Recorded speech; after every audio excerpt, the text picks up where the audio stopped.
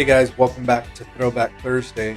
And today we're going to be talking about the sermon yesterday concerning how we evangelize someone like Nicodemus.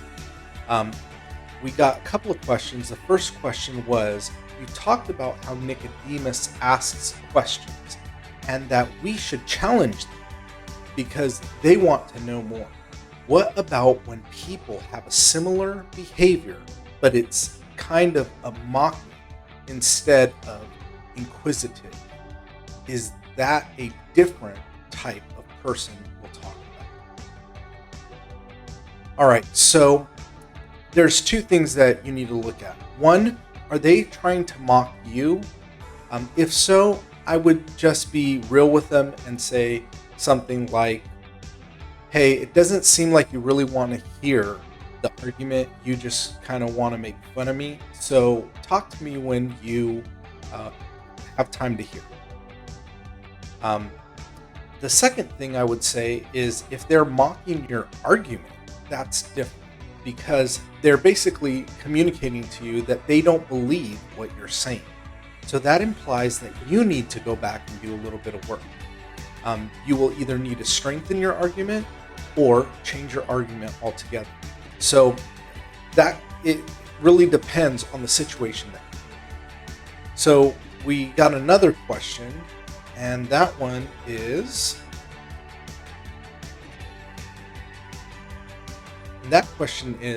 when you're witnessing to someone and behaviors/lifestyles that don't fit with Christianity come up in the conversation, do you think that sometimes it's better to not address them until the person is more stable spiritually, since it might make them feel unwelcome?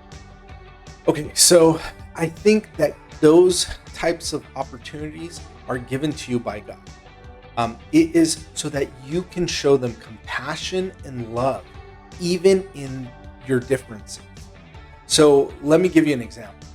If I'm talking with a friend and they open up to me about something that conflicts with my beliefs, well, I'm going to tell them the truth, but I'm going to do it in a loving way.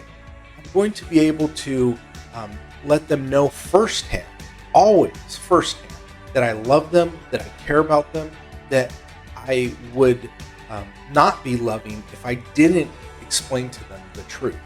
So always do it in love. They will not feel unwelcomed if you address them in love.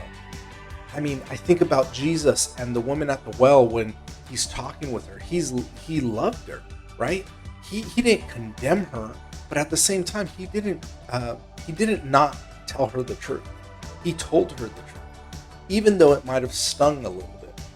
So you always have to be truthful and you always have to be loving. You need to bathe every conversation you have with those people in love.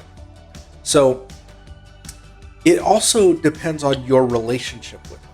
So if this is somebody that I'm meeting just for the first time, I want to get as much credibility through relationship with them as I can. I want to know about them. I want to talk to them. I want to ask them to explain their position so that they know that I really care about them, so that they know that I'm genuinely interested in what they're dealing with.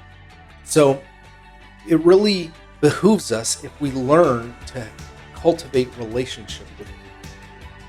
Well, thank you guys for sending in these questions, and I want you to know that I appreciate it, and I'm glad that I can bring clarity to it. If you have follow-up questions, please text me, email me, joseph@camilpitas.org. And as always, see you next week.